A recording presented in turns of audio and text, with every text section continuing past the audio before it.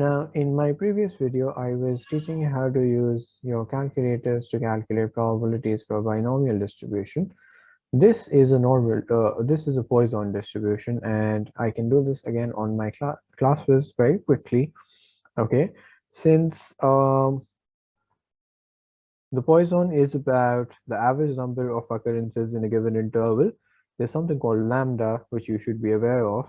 And this says it's a mean call rate of 6 per minute. So my lambda is 6.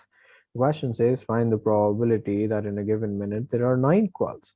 Now, I could do this manually and write all of this down, e power minus lambda into lambda power 9 over 9 factorial.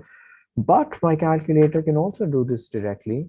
I go to menu, I go to distribution, I scroll down, and I go to Poisson probability distribution, PD, and I go to variable.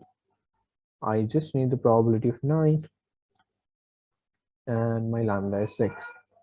So I get 0.0688.